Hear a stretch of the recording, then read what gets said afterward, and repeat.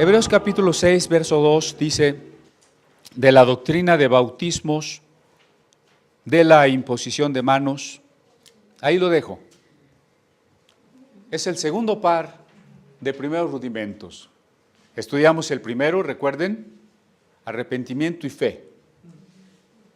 Contrastando, a la vez que complementando el arrepentimiento con la fe, contrastando a las obras muertas, que es lo que yo hago, con las obras vivas de la fe, que la fe es aceptar lo que Dios hace. Ahora este segundo par es bautismos e imposición de manos. De bautismos hemos hablado ya el domingo pasado. Solo quiero completar la idea de que en la iglesia primitiva, es decir, en la época apostólica, cuando el cristianismo comenzó, el bautismo en agua era un mensaje inseparable de la predicación que llamamos evangelística, del querigma, que quiere decir proclamación, de que Jesús es el Cristo. Era inseparable el hablarle a las personas del bautismo. Eso significa que cada vez que alguien invitaba a una persona a reconocer al Mesías o a tomar la decisión de hacerse un discípulo del Mesías, le hablaba y le explicaba que la manera de tomar esa decisión era sumergirse en el agua. Recuerdan que vimos cómo Pablo bautizó al carcelero y su familia en la madrugada, a las 2, 3 de la mañana. Como Pedro, el día del Pentecostés, le dijo a la multitud, arrepiéntanse y bautícense, y aquel día 3,000 personas se bautizaron. Pero vamos ahora a otra parte del libro de Hechos, porque el libro de Hechos no está allí como una historia meramente para satisfacer nuestra curiosidad de cómo empezó el cristianismo. Mucho menos está el libro de los Hechos como una especie de historia fantasiosa de los milagros imaginados por las generaciones posteriores. No, el libro de los Hechos es un relato histórico que a la vez se constituye en el modelo de lo que a lo largo de toda la historia debería aspirar la iglesia. El libro de los Hechos es ese modelo que debemos tratar de alcanzar, en el cual debemos tratar de vivir, si queremos ser una iglesia como Dios quiere que seamos. Así, en Hechos capítulo 8, hoy vamos a ver 2 pasajes de Hechos capítulo 8. El primero comienza en el verso 26. Ahí vamos a ver cómo está imbrincado el bautismo en la predicación evangelística, de manera, dijimos, inseparable. Verso 26 dice, un ángel del Señor habló a Felipe diciendo, levántate y ve hacia el sur por el camino que desciende de Jerusalén a Gaza, el cual es desierto. Felipe era uno de los diáconos de los judíos griegos que fueron escogidos para administrar los asuntos de la comida. Luego la iglesia de Jerusalén fue perseguida y todos salieron huyendo. En ese viaje de huida, Felipe llegó a la ciudad de Samaria y Dios le respaldó allí con un gran número de convertidos. De pronto Dios le da una orden desconcertante, pero así es Dios. A veces nos pide cosas que no podríamos entender. Porque si Felipe está en Samaria con aquella gran multitud de recién convertidos y Dios le dice, vete al desierto, Felipe tiene que haber pensado, pues en el desierto no hay nadie. ¿Para qué voy a dejar esta iglesia floreciente y me voy a ir al desierto? Un ángel del Señor se lo dijo. Tal vez no fue un ángel con alitas y su bata blanca. No sabemos cómo era ese mensajero. Ya dijimos desde el comienzo de la carta a los hebreos que los ángeles son mensajeros. Tal vez tenía la apariencia de cualquiera de nosotros. Y le dijo, vete al desierto. Entonces, en el desierto se va a un camino que desciende de Jerusalén. Los judíos, por respeto, si alguien va de Jerusalén a otro lado, dice descender o bajar. Y si va de otro lado a Jerusalén, dice subir. Así que por eso dice aquí, desciende. Gaza, que está cerca del Mar Muerto, es una franja de Palestina, un lugar de mucho conflicto, que va bordeando hacia la región de Egipto para no cruzar el Sinaí por la parte más difícil. Por ahí estaba Felipe y entonces se levantó y se fue. Y sucedió que un etíope eunuco, funcionario de Candace, reina de los etíopes, el cual estaba sobre todos sus tesoros y había venido a Jerusalén para adorar, vivía sentado en su carro, volvía sentado en su carro y leyendo al profeta Isaías. Pues en ese camino desierto, entonces Felipe se encuentra de repente un carro que no transitaban tan frecuentemente. Los peregrinos pobres pues se iban a pie. Algunos menos pobres tenían su camello. Este hombre tenía un carro, era un hombre rico. Y era un negro, era un etíope. Pero además era el secretario de Hacienda de la reina de Etiopía. Por eso era una persona rica. Era eunuco. Eunuco quiere decir que había sido castrado.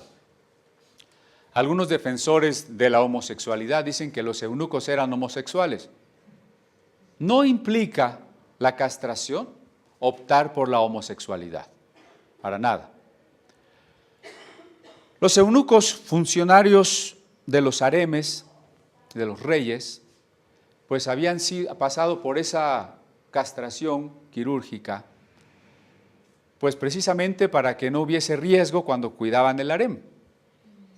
No sabemos por qué este hombre era eunuco, y si quizá la palabra eunuco se había extendido ya a cualquier funcionario de importancia. Pero el punto es que este hombre es un etíope. 1000 años antes, el rey Salomón se había casado con la reina de Etiopía. Así que un gran número de etíopes se consideran descendientes del rey Salomón hasta la fecha. Se conoce con el nombre de los falashas. Y ellos tienen sus Torá en rollo y la leen y la guardan y la cuidan con mucha reverencia. Y tienen un arca del pacto. Ellos dicen que es la auténtica. La guardan en una cueva y solo la muestran una vez al año. Ellos tienen sus cantos de Pascua y de todas las fiestas judías. Algunos de ellos, en los tiempos de mayor hambre, en los años 70 en Etiopía, fueron llevados a Israel para rescatarlos de la pobreza. Entonces, muchos judíos negros de Etiopía viven ahora en Israel. Este es un descendiente de Salomón. Aún no se le predica a los gentiles en este capítulo 8. Este descendiente de Salomón dice que viene de Jerusalén de adorar. Es decir, como judío, fue al templo, fue al culto y de regreso a su tierra lleva un rollo de Isaías. Hemos explicado que cuando no se había inventado la imprenta, era muy caro tener una Biblia o lo que entonces existía de la Biblia, porque en muchas épocas ni siquiera se había terminado de escribir. Pero recuerden que tener una colección de los más de 30 rollos que conformarían una Biblia implicaba las pieles de muchísimas ovejas y el trabajo de unos 10 años de un copista. ¿Quién entonces tenía el dinero para pagar por una copia así y poseerla. Este hombre, puesto que era rico, se podía dar el lujo de poseer, no una Biblia, no traía una Biblia, traía un rollo de Isaías. Seguramente como el que se encontró en las cuevas del Mar Muerto. E iba leyendo el rollo de Isaías. Entonces, en el verso 29 dice que el Espíritu dijo a Felipe, acércate y júntate a ese carro. Quiero que mantenga en su mente también esa frase, el Espíritu dijo a Felipe. Porque esa frase nos va a relacionar las dos doctrinas que estamos comentando, la imposición de manos y los bautismos. Acércate y júntate a ese carro. Entonces Felipe, acudiendo, le oyó que leía al profeta Isaías. Porque en la antigüedad la lectura siempre se hacía en voz alta. La gente no estaba acostumbrada a leer en silencio. Todavía, y les estoy hablando del siglo IV de la era cristiana, parece que es San Agustín el que escribe que está sorprendido de que su maestro Ambrosio de Milán sea capaz de leer sin hablar, porque toda la lectura era en voz alta. Además, si la gente no tenía Biblias, pues era por supuesto que en una reunión, ya hemos insistido, la gente iba para escuchar la lectura de las Escrituras. Como dice el Apocalipsis, ¿no? Bienaventurado el que lee y los que oyen. Ve el singular y el plural. Bienaventurado el que lee y los que oyen. Entonces, este hombre va leyendo en voz alta al profeta Isaías. El Espíritu le dice que se junte con ese carro y Felipe lo hace de una manera en que el abordaje a la persona establezca un puente de comunicación, de empatía. Cuando nosotros tenemos que predicar el Evangelio, tenemos que buscar ser oportunos y acercarnos de la manera en que esa persona esté abierta, haya una especie de inicio de diálogo para que pueda entender el Evangelio. Por la mañana, que venía yo en el metro, en mi limusina anaranjada, había seguramente un cristiano que se gana la vida pidiendo dinero, cantando alabanzas. Antes de cantar dijo, es que yo les voy a hablar de un Cristo vivo, no un Cristo que está en la cruz, como dicen los católicos. Entonces, lo primero que hizo, pues darle un macanazo a la mayoría de los que iban en el vagón, ¿verdad? Si nosotros empezamos de manera abrupta, condenando, peleándonos, estableciendo una distancia con quien le vamos a predicar, nuestra predicación no va a ser efectiva. Lo primero que tenemos que hacer es establecer un puente de comprensión. Cuando la Biblia dice que vayamos a las naciones, ese ir a no solo es un ir físico, sino es un ir también del alma, ¿no? De la identidad, a la circunstancia, al lenguaje que esa persona pueda comprender. Así que Felipe se acercó, como también Jesús se había acercado a aquella mujer samaritana. No se le acercó a esa mujer samaritana y le dijo, arrepiéntete. Le dijo, dame un poco de agua. No, así de simple. Aquí se acerca Felipe y le dice, ¿entiendes lo que lees? Vean ustedes la pregunta al final del verso 29. ¿Entiendes lo que lees?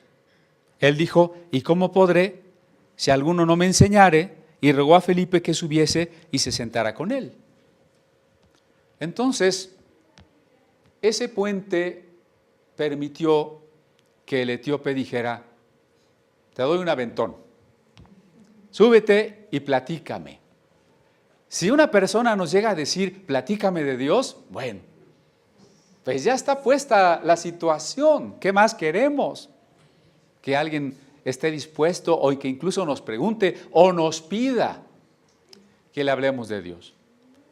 A mí me da mucho gusto porque cuando tenemos alumnos en el museo no cristianos, yo digo, en vez de estarle rogando que me dé 5 minutos para predicarle, él viene, paga su colegiatura, estudia, hace su tarea, me está ayudando a predicarle, ¿no? Cuando Dios nos permite que nos digan, explícame.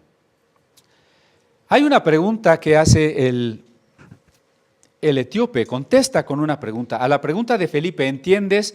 El etíope contesta, ¿cómo podré si alguno no me enseñare? Creo que aquí está un versículo que podría servir de frontispicio, de prólogo a la hermenéutica. ¿Qué es la hermenéutica? Del verbo griego hermenebein, comprender. La gente a veces no quiere nada con la hermenéutica. Yo recuerdo un pastor que vino alguna vez a nuestra reunión de pastores y decía, la Biblia no hay que interpretarla, nada más lo que dice. Pues ese es el problema. ¿Y qué dice? ¿No? Pues nada más lo que dice. Sí, pero ¿qué dice? Pues aquí está la evidencia de que cómo podré entender si alguno no me enseñare. Lo mismo que está implícito en la pregunta de Felipe, ¿entiendes lo que lees? Si fuera automático leer y entender, Felipe no hubiera preguntado eso. El día de ayer en las 2 reuniones, alguna de las preguntas fue precisamente en el sentido de que ¿para qué la hermenéutica? Y yo les dije, cada vez que escuchamos hablar a alguien o cada vez que leemos un texto, estamos ejercitando un acto de comprensión que tiene la posibilidad de entender bien o de entender mal lo que nos está diciendo o lo que estamos leyendo. Por tanto, en todo acto comunicativo estamos también haciendo un ejercicio de comprensión. No podemos desprendernos de la hermenéutica, ¿verdad que no? Entonces, por eso, Felipe aprovechó y le dijo, ¿entiendes? No puedo si alguien no me enseña. Cuando la Reforma protestante dice que todos somos sacerdotes, está implicando también que todos nosotros tenemos la tarea de explicar a los otros la Sagrada Escritura. En los tiempos anteriores a la Reforma, por ejemplo, en la época de Pedro Baldo, solo ciertos sacerdotes tenían autoridad para enseñar la Biblia y fue una de las razones por la que se persiguió a los valdenses, porque se les dijo, ustedes ¿por qué están enseñando la Biblia? Ustedes no tienen autorización. Pero ahora que sabemos que en Cristo todos somos sacerdotes, no solo tenemos autoridad, sino tenemos el deber, la responsabilidad de enseñar y de predicar la palabra de Dios. Porque sabemos que muchas personas no van a entender si no les explicamos. Y por eso es que estamos haciendo un repaso de las doctrinas básicas. El pasaje de la Escritura que leía era este. ¿Por qué no dice el verso 32? ¿Por qué no dice el pasaje de la Escritura que leía era Isaías 53? Porque todavía no se dividía la Biblia en capítulos y versículos, ¿verdad? Ahora bien, este pasaje que se encuentra en el rollo de Isaías, pero que en realidad pertenece a otro profeta posterior, que al desconocer su nombre se le ha llamado Deutero Isaías o Segundo Isaías, es un pasaje que se refiere al siervo de Yahvé o el siervo sufriente, uno de los títulos mesiánicos que después Jesús hará suyo, el siervo de Yahvé. Fíjense cuántas casualidades hay aquí.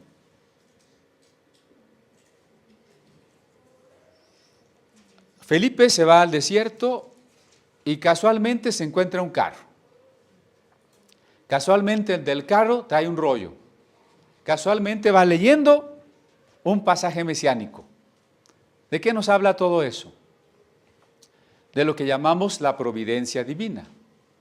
Es decir, que Dios acomoda muchas de las circunstancias para que podamos encontrarlo. No estoy diciendo que todo pasa porque Dios quiere. ni que podemos hacer que Dios maneje circunstancias intrascendentes. A veces nos paramos tarde, Diosito, que pase rápido el camión. Sí, gracias a mi flojera, Dios le va a pisar el acelerador ahí al pecero, ¿no? Claro que no, pero Dios en su misericordia sí permite que muchas circunstancias cooperen o sucedan para que el hombre se encuentre con Él. Y eso es lo que significa que Dios es el Dios de la historia. De tal manera que va leyendo un pasaje que le va a dar todo el tema de predicación a Felipe.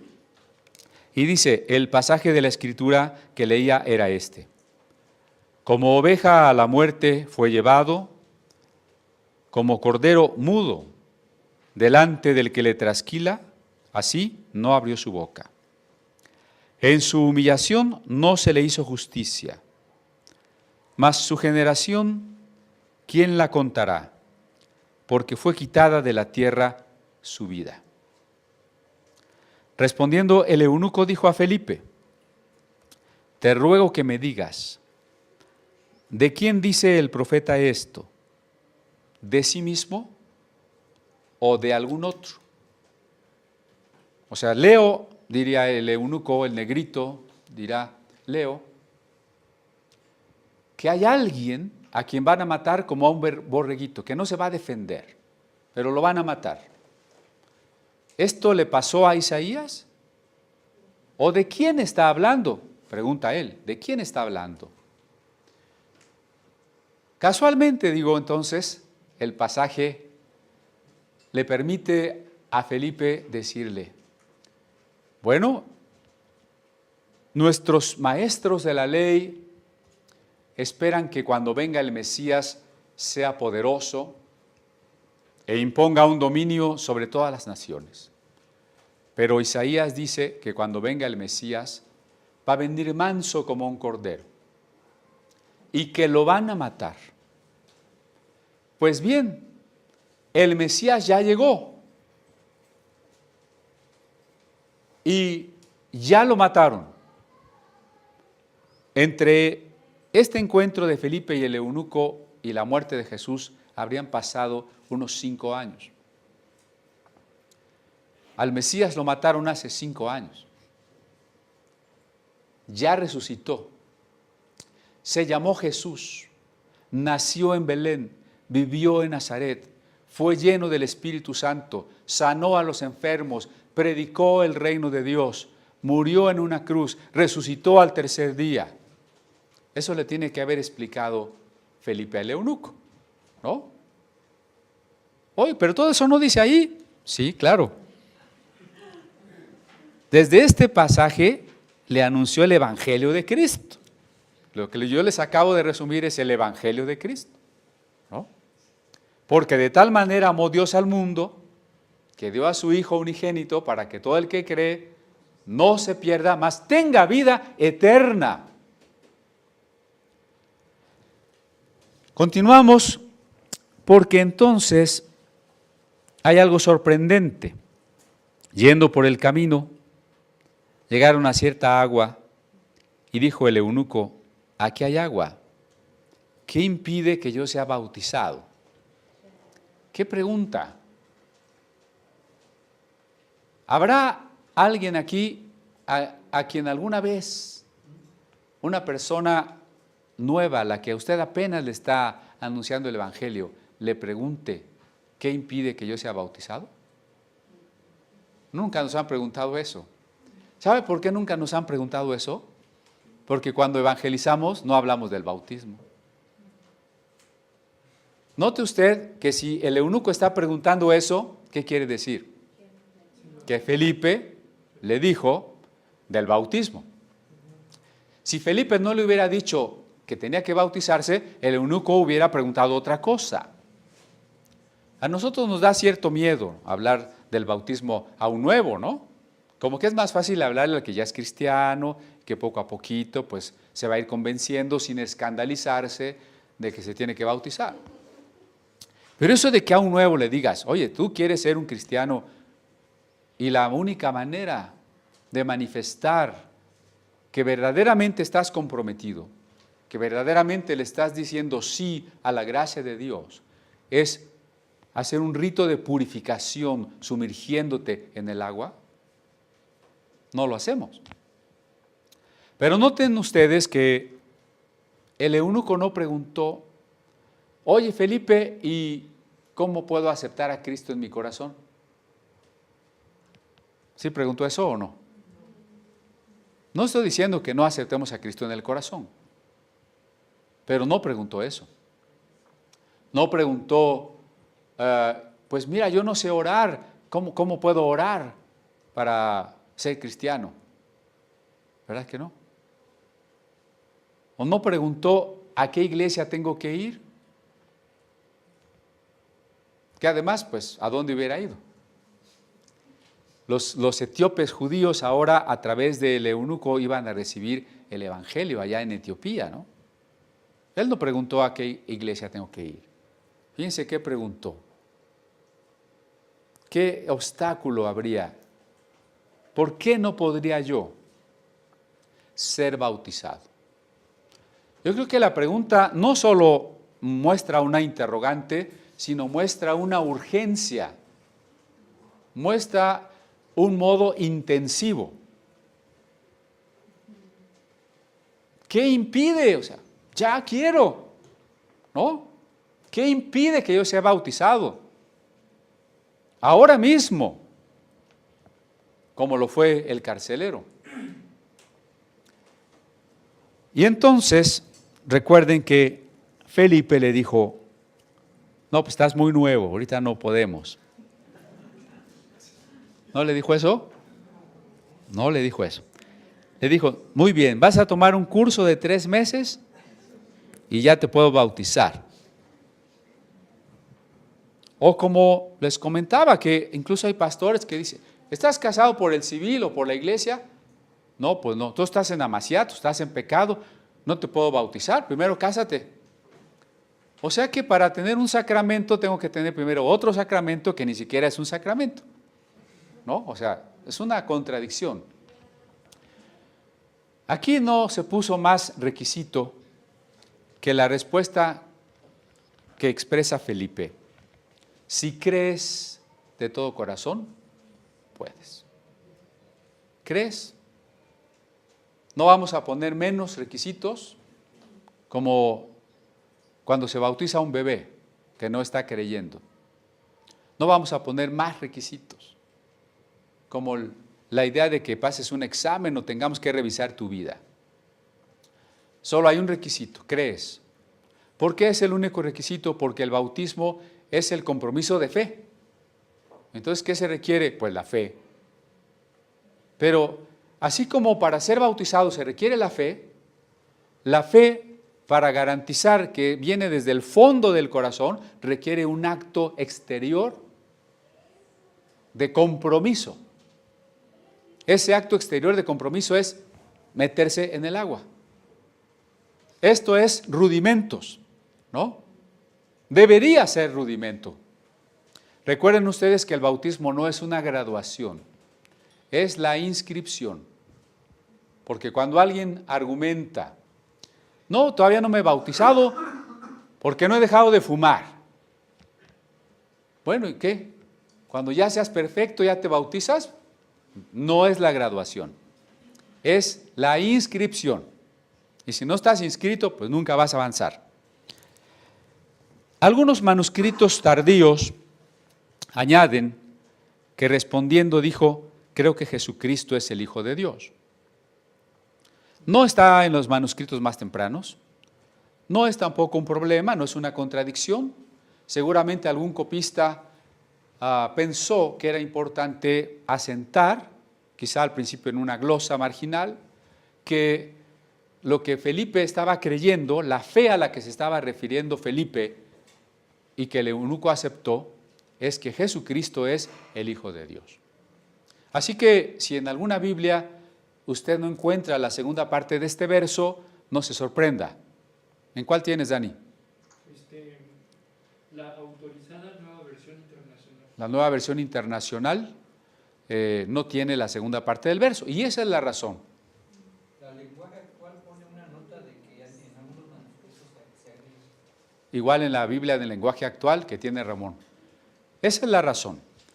No está de más, no pasa nada. Mandó parar el carro y descendieron ambos al agua. Y bautizóle Felipe, cuando hubieron subido del agua, etc. Esto nos muestra que el bautismo, además, es preferentemente por inmersión. A lo mejor algún bautista me va a decir, ¿cómo que preferentemente? Bueno, preferentemente porque Dios no es un legalista. ¿Qué tal si usted se está muriendo en el hospital y nada más le echan agüita en la cabeza y usted se muere y Dios le va a decir, no, no te sumergiste, vas para abajo? Seguramente no. Pero si tenemos esa posibilidad, es la manera como se hacía en el libro de los Hechos. La prueba es esta, que detuvieron el carro, encontraron cierta agua, un cuerpo de agua, y descendieron al agua, y luego subieron del agua. Hay una gran diferencia porque si tenían que cruzar el desierto, tanto Felipe como el eunuco, cuando menos tenían que haber llevado una cantimplora, ¿o no? ¿Se iban a ir al desierto sin agua? Cuando menos traía cada quien su agua. Y entonces le hubiera dicho, aquí traigo agua, bautízame, ya. Pero no, llegaron a cierta agua y descendieron. Entonces aquí lo importante es que la pregunta del eunuco ante la predicación de Felipe revela que la enseñanza del bautismo es integral a la invitación para que una persona reconozca el señorío de Jesucristo y quiera ser un discípulo de Cristo, porque para la iglesia primitiva no había otra manera de ser cristiano que bautizándose. Como para el judío no hay otra manera, nadie puede decir soy judío pero no estoy circuncidado. ¿Sabe qué le hubieran hecho? Lo hubieran expulsado. El cristiano tiene que ser un cristiano bautizado. Y aunque la circuncisión es exterior y no garantiza el corazón, el bautismo también es exterior y tampoco salva, pero al revés, sí es importante. Si realmente quiero ser salvo, tengo que obedecer este mandato de Cristo de dar una señal comprometedora de lo que estoy creyendo. Y recuerde que si una persona al convertirse lo hace de una manera tan clara, tan radical, será un cristiano más firme que alguien que hizo una oración tan blandengue que ni siquiera sabemos realmente si la hizo bien o no, si es cristiano o no es cristiano, ¿verdad? Que cuando realmente pues ha dado el paso de sumergirse. Aún así es posible que alguien se bautizara sin verdaderamente creer, ¿no es cierto? Pero ese no es nuestro problema. Algunos dicen, pero ¿cómo vamos a bautizar a la gente tan pronto? ¿Qué tal si luego ya no siguen? Bueno, si ya no siguen, no es nuestro problema. En Juan capítulo 6 dice que muchos discípulos de Jesús ya no andaban tras él. En el capítulo 4 dice que Jesús bautizaba más discípulos que Juan, y en el 6 dice que muchos lo abandonaron. Si a Jesús lo dejaron muchos de sus discípulos, ¿no nos dejarán a nosotros? Si Pablo en la última etapa de su vida escribe a Timoteo, todos me han abandonado. Entonces, bueno, no se sorprenda. La siguiente doctrina básica, la imposición de manos. La imposición de manos está totalmente conectada con la doctrina de bautismos. ¿Por qué? Porque en el momento de sumergirnos, estamos también manifestando que hemos sido sepultados. Es decir, que nuestra vida vieja en la que nosotros gobernábamos ya murió. Y al salir del agua estamos simbolizando que ahora hay una nueva vida, para que la gobierne Cristo. Esto significa que le hemos dado a Dios nuestra voluntad. Lo que quede de nuestra voluntad no es más que el deseo de hacer lo que Dios quiere. Pablo lo dice también como, ya no vivo yo, mas Cristo vive en mí. Lo que vivo en la carne lo vivo en la fe del Hijo de Dios. Entonces, el mayor anhelo de nuestra vida debe ser la voluntad de Dios. Fíjese, mi anhelo no debe ser tener éxito. Hay muchas iglesias que predican superación personal. En vez de sermones son conferencias motivacionales. Si usted ha caído por ahí, ya no vaya. Yo lo que tengo que buscar y desear no es el éxito. Entonces el fracaso, tampoco. No tiene que desear el fracaso. Yo no deseo el éxito ni el fracaso. ¿Sabe qué deseo? La voluntad de Dios. Usted no tiene que desear la riqueza. También hay muchas iglesias que enseñan la riqueza, ¿no? Dios quiere que seas rico, proclama riqueza, ofrenda para que Dios te haga rico. Yo no anhelo la riqueza. Entonces para ser más espiritual, yo quiero ser pobre, traer hoyos en los zapatos, el pantalón raído, el saco manchado, etc. No quiero la pobreza ni la riqueza. ¿Qué quiero? La voluntad de Dios. Yo quiero ser más conocido. ¿Está bien eso? A mí me da pena, mejor que nadie me conozca. No quiero ser ni conocido, famoso, ni anónimo. Quiero la voluntad de Dios. Y esto se aplica en todos los ámbitos. Si usted me dice, pues ¿tú qué quieres? Pues yo quisiera un edificio más grande, con una exposición de Biblias maravillosas, poder traer de otros países tesoros incalculables de Biblias.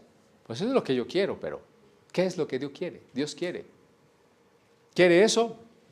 No sé si quiere eso. Lo que yo tengo que buscar y desear es la voluntad de Dios. Y así es lo que usted tiene que pensar en su vida.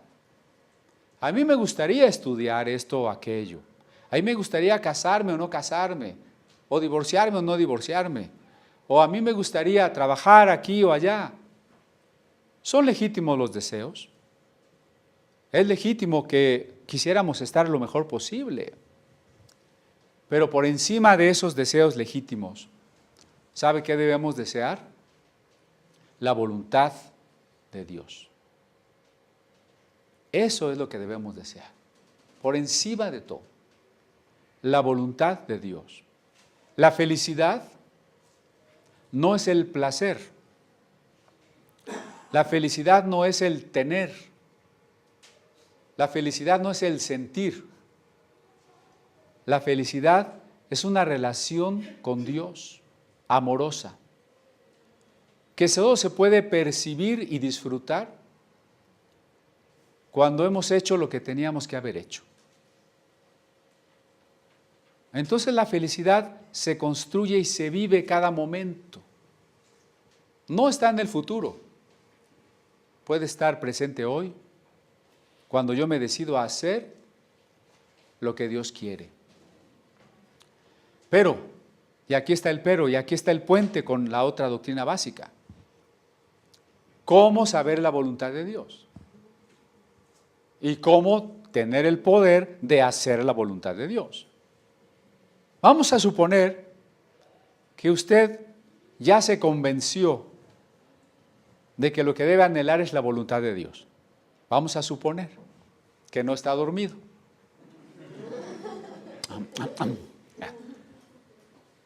¿O está de acuerdo conmigo que lo que hay que anhelar es la voluntad de Dios?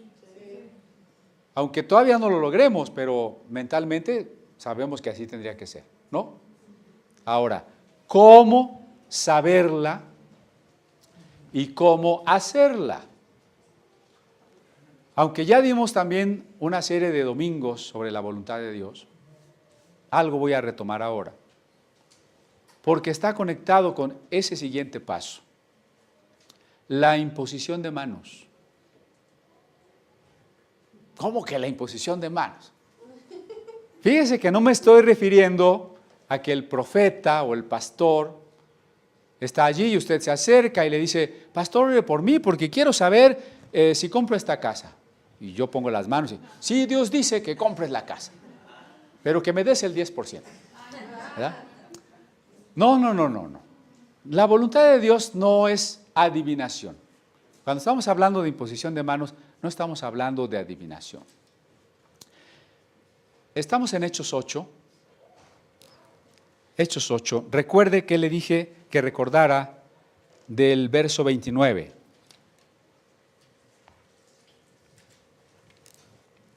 ¿Qué dice 8:29?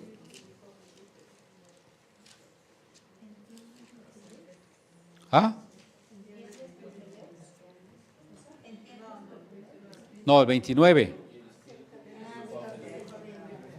Y el Espíritu le dijo a Felipe. ¿Qué dice Hechos 13?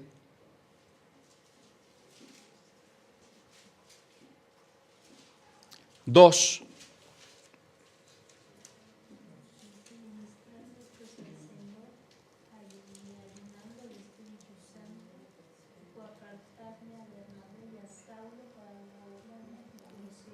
El Espíritu Santo dijo, ¿no? El Espíritu Santo dijo. Verso 5.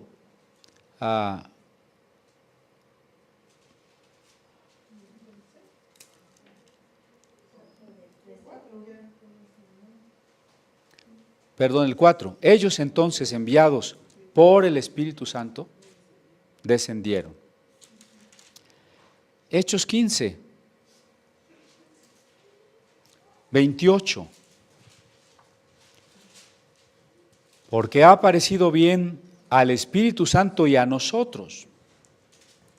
Todo el libro de los Hechos está lleno de la dirección del Espíritu Santo, de la guía, que no se dice guianza, de la guía del Espíritu Santo. Más que Hechos de los Apóstoles, se debería de llamar Hechos del Espíritu Santo.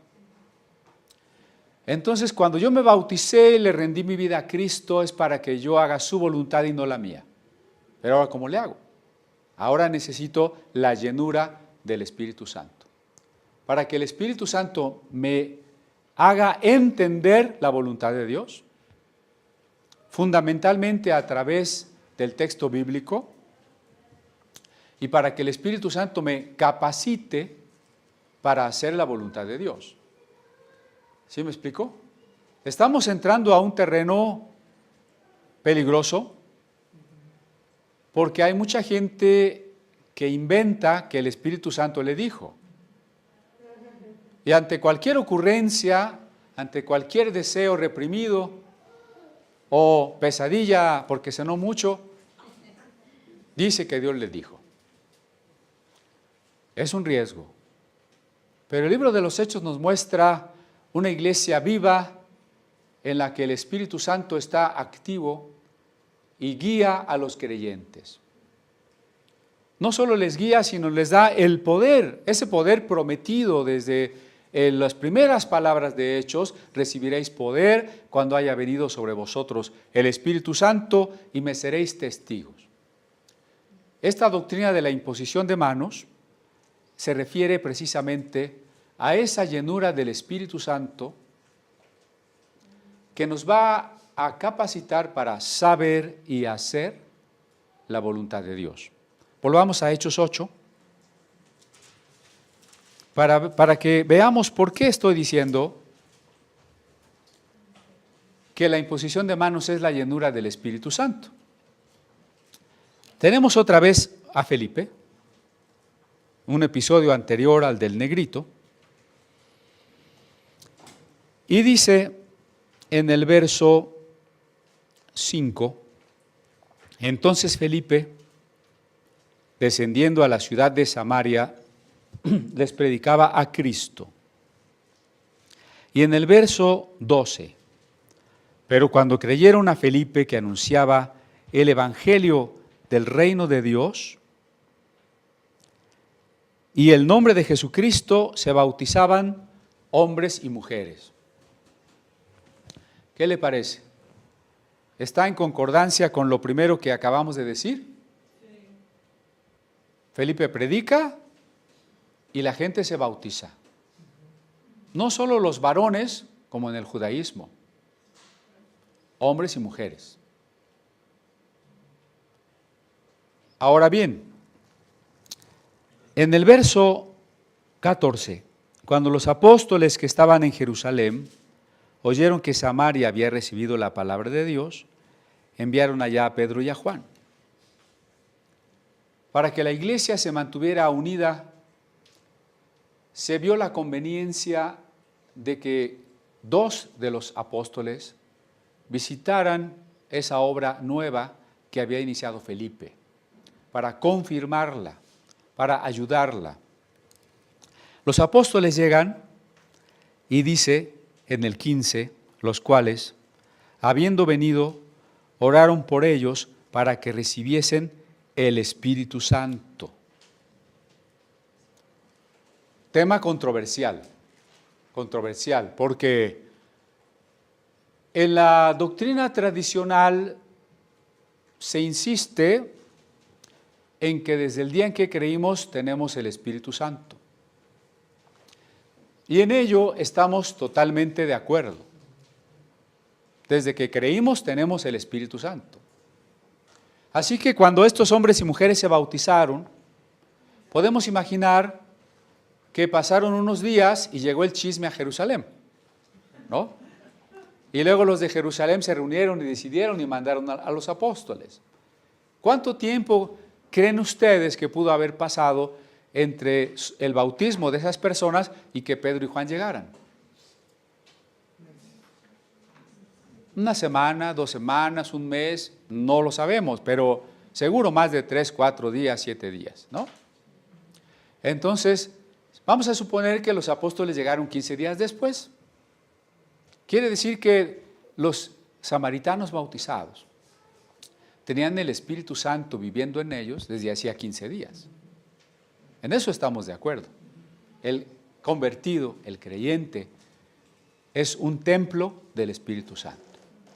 Pero entonces, ¿por qué aparece esta indicación? Oraron para que recibieran el Espíritu Santo. No, Pedro y Juan, están ustedes equivocados. No tienen que orar para que estas personas reciban el Espíritu Santo, ellos ya lo tienen.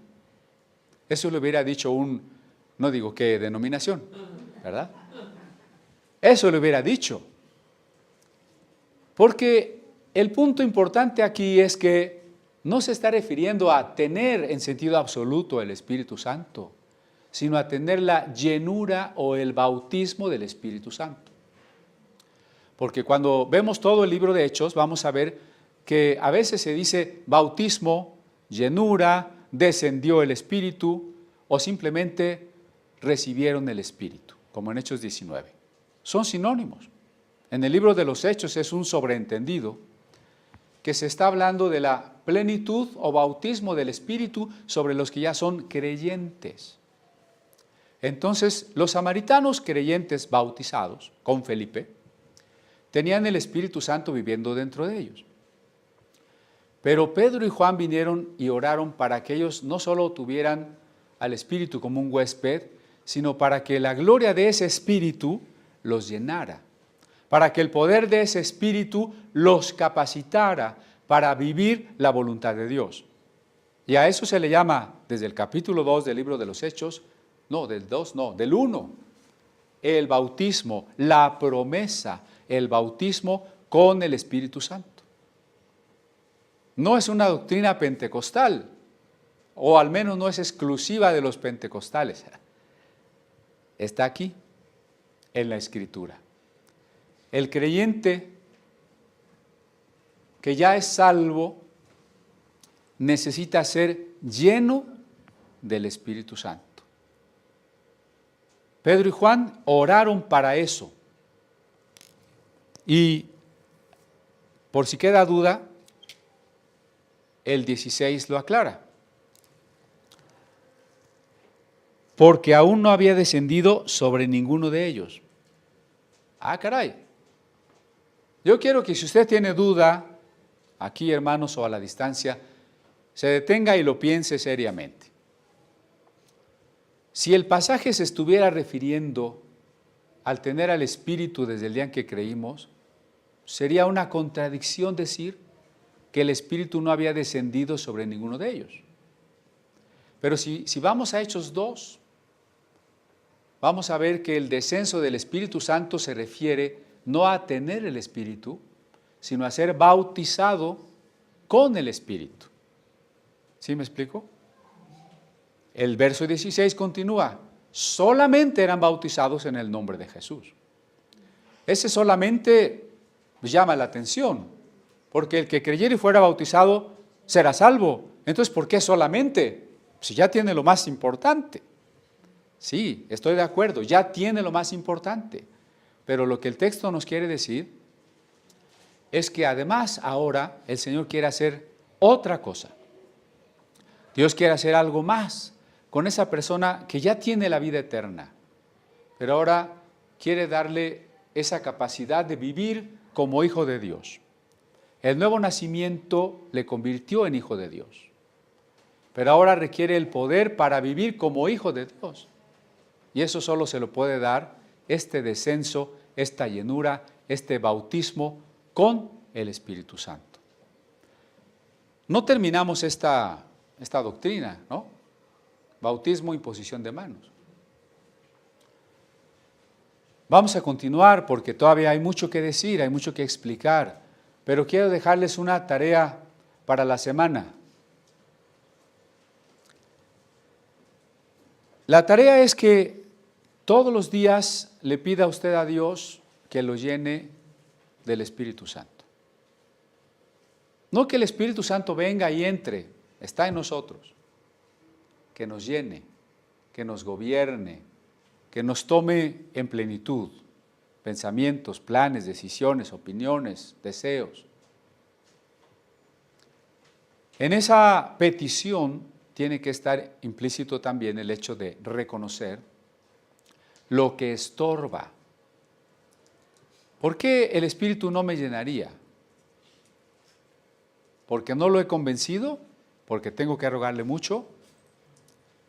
Solo podría ser posible porque hay algo que me estorba, algo que no he reconocido, que no he confesado o que no estoy dispuesto a dejar.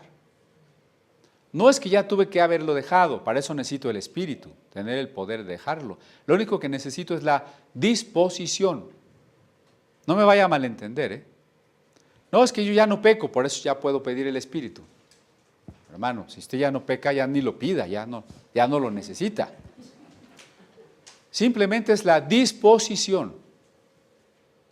Que no haya algo de mi voluntad que no le quiero rendir. Porque cuando se la rindo en plenitud, entonces puedo experimentar. No me gusta la palabra, pero automáticamente la llenura del Espíritu. Si me rindo, soy llenado. Si usted esta semana empieza a orar en este sentido, le puedo asegurar que el próximo domingo va a haber testimonios y usted va a decir lo que le pasó. No le voy a decir qué para no sugestionarlo. Usted me lo va a platicar, ¿verdad? Si usted realmente hace su tarea. Pero note usted la imposición de manos que Pedro y Juan, veremos, usaron para impartir esa llenura del Espíritu. No es una doctrina de los cristianos consagrados espirituales supermaduros, es primeros rudimentos, ¿no? Quiere decir que es lo básico, en lo que los cristianos tendríamos que tener ya perfectamente fundamentado. De ahí que tenemos que orar y meditar en esta experiencia, en estos pasajes, en esta promesa, y esa es nuestra tarea de la semana. Vamos.